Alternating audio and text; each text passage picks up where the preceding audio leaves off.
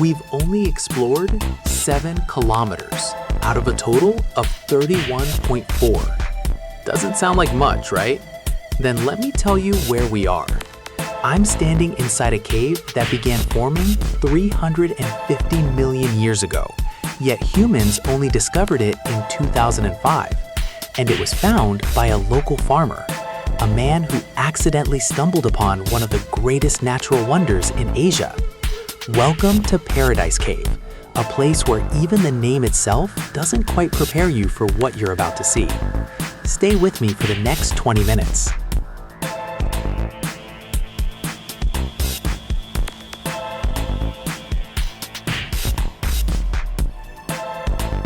Hello everyone! We're in the heart of Phong Nha Ke Bang National Park, a UNESCO World Heritage Site, now located in Phong Nha Commune, Quang Tri Province. Yes, the Quang Binh Province, you may remember, was merged with Quang Tri in mid-2025 to form a new province. But don't worry, Vietnam's legendary Kingdom of Caves has lost none of its wild beauty. Paradise Cave lies deep inside a limestone mountain system at an elevation of around 191 meters, surrounded by pristine forest. And as soon as you begin walking toward the entrance, there is a line of poetry locals often recite.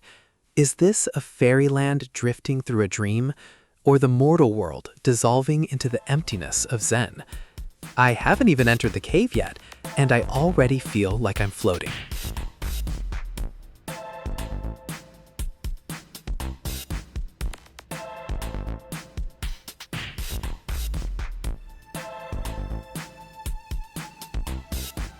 "519 steps. That's what I have to conquer before I even reach the cave entrance. Along the way, there is a very special stop, a shrine dedicated to the mountain spirit of the sacred cave. Local people believe this cave system contains mysterious supernatural powers. Even today, many visitors and residents stop here to burn incense and ask for protection before beginning their journey underground. And then comes the first shock. Outside, the sun is blazing, but the moment I stand in front of the cave entrance, a blast of cool air rushes toward me. Inside, the temperature averages only around 17 to 19 degrees Celsius. It feels as though you've just crossed a gateway into another world. The story of how Paradise Cave was discovered is something that genuinely made me stop and think. In 2005, a local man named Hokonix accidentally discovered the cave. Later, a team from the British Cave Research Association, led by Dr. Howard Limbert, entered the cave to survey it. And what they found was astonishing.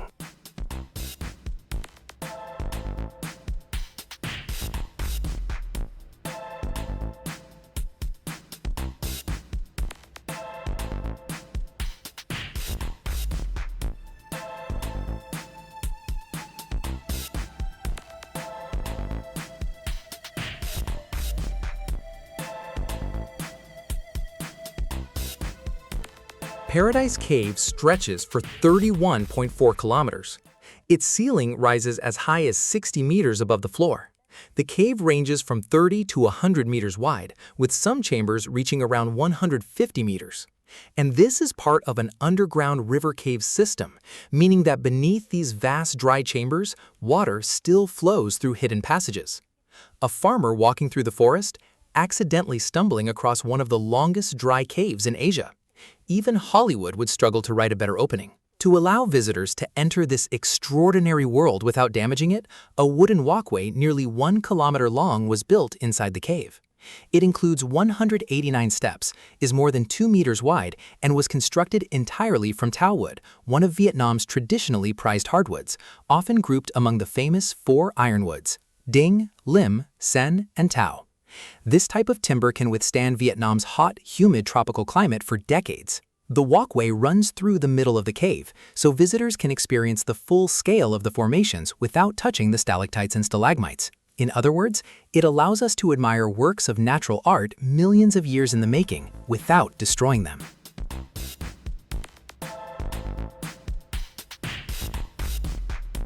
On June 11, 2011, the walkway was officially recognized by the Vietnam Book of Records as the longest wooden walkway inside an eco-tourism site in Vietnam.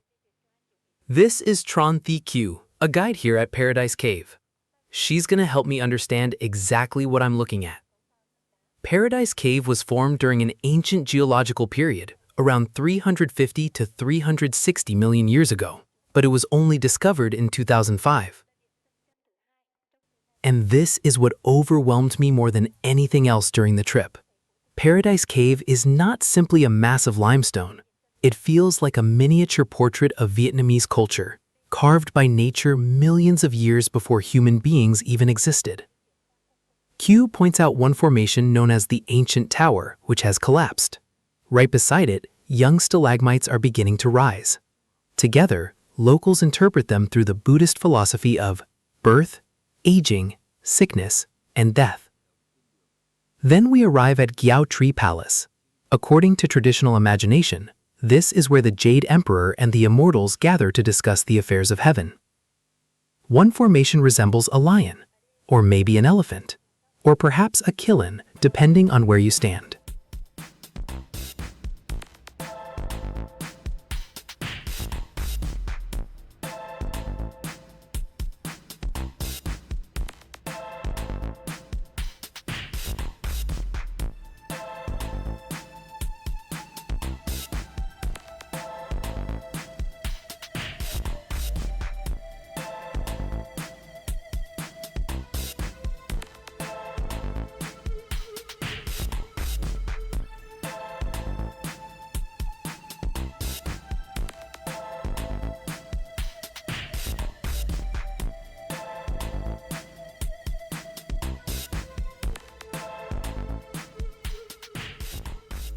Nearby, another looks like a crane raising its head towards the sky.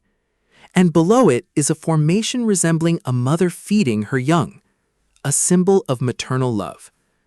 We've just passed through Giao Tree Palace. Now we're entering Quang Han Palace, considered by many to be the most beautiful chamber in the entire cave system. And something here genuinely surprised me. Some of the stalactites appear like a stream of meteorites falling from the heavens. Others say they look like the flowing hair of a celestial maiden. Directly beneath them is a small pool called the Fairy Pond, where legend says heavenly maidens once descended to bathe. And then look at the cave floor. Those formations resemble terraced rice fields, one of the most iconic cultural landscapes of Vietnam's northwestern highlands, formed naturally here underground out of limestone. Think about that. You're standing dozens of meters beneath the surface, surrounded by darkness, and somehow you're looking at something that resembles the rice terraces you would normally have to travel hundreds of kilometers to see. There is only one place inside the cave where colored lighting is used. It is known as the Gate of Heaven.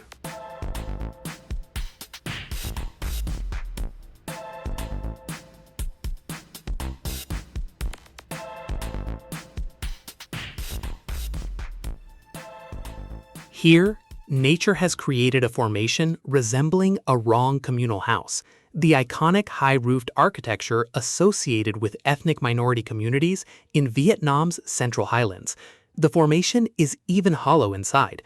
Water runs through it, helping create the extraordinary shape of a complete Rong house. But this next formation is the one that made me stop filming for the longest time. Keel calls it the Lotus Tower, and it is regarded as an exceptionally rare formation in Asia. Normally, cave formations develop downward like flowing waterfalls, but here, the formation appears to grow upward. Water droplets splash outward, and mineral layers gradually build on top of one another, forming structures that resemble overlapping lotus petals. It almost looks like physics in reverse. Water doesn't simply fall downward. Here, it builds upward. And this is exactly why I keep saying, nature is the greatest artist of all time. We've now traveled more than 1 kilometer into Paradise Cave, but ahead of us, there are still another 30.4 kilometers. Most visitors on the standard tour will never see them. In front of me is a huge formation shaped like a wine gourd.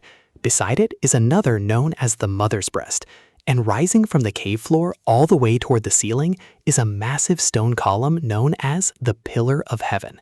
And this is where the story of this video takes a completely different turn. Since Paradise Cave opened to tourism, Old Quang Binh gained a very distinctive tourism product, one that has been highly appreciated by both domestic and international visitors. In 2010, we welcomed around 100,000 visitors. In 2011, that number increased by more than 30%, and in 2012, it grew by another 25%. A cave discovered only in 2005 became a driver of double-digit tourism growth within just a few years. That is what can happen when natural conservation is combined with responsible investment. And if the 1-kilometer wooden walkway still isn't enough for you, there is the 7,000-meter expedition tour. This is for people who want to experience what it actually feels like to be a cave explorer. Unlike the 1-kilometer tour, visitors on the 7,000-meter route use personal headlamps and specialized equipment. The highlight comes at the end of the 7-kilometer journey, where visitors reach a natural skylight about 150 meters high. Natural sunlight pours down from above. The entire expedition takes around 5 to 6 hours, and there are sections where visitors have to cross underground streams by small boat. No artificial white lighting, no comfortable wooden walkway, just darkness, rock, and the beam from your own headlamp, and then the skylight.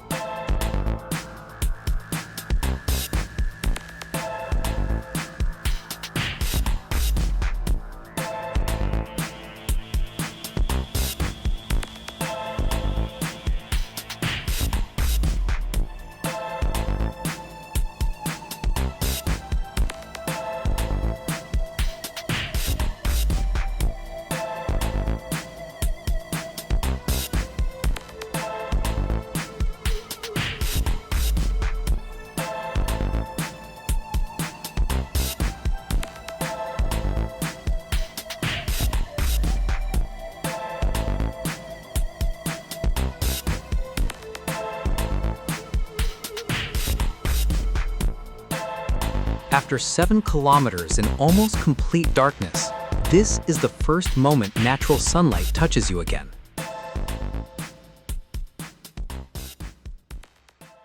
After such a long journey, we have now completed 7 kilometers inside Paradise Cave and reached the first skylight at kilometer 7.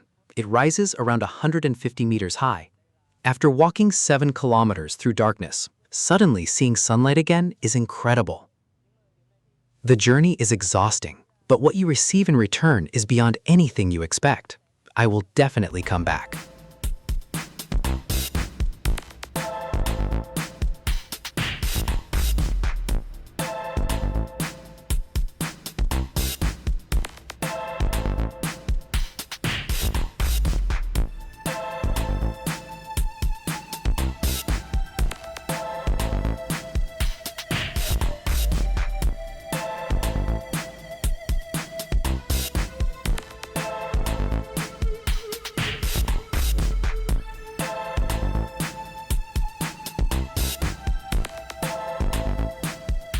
Every 2 or 3 years, they only dare to develop another 500 meters or so for tourism.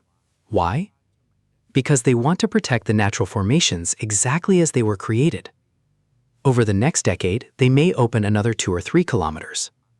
And perhaps, one day in the distant future, visitors may be able to explore nearly the entire 31-kilometer system. Which means that right now, as you're watching this video, there are still around 24 kilometers of Paradise Cave that ordinary visitors have never set foot inside. 24 kilometers of darkness, stalactites, underground passages, and perhaps extraordinary formations we haven't even named yet. If this video makes you want to grab a backpack and come here yourself, hit like, subscribe, and leave paradise in the comments below. I'll see you in the next video.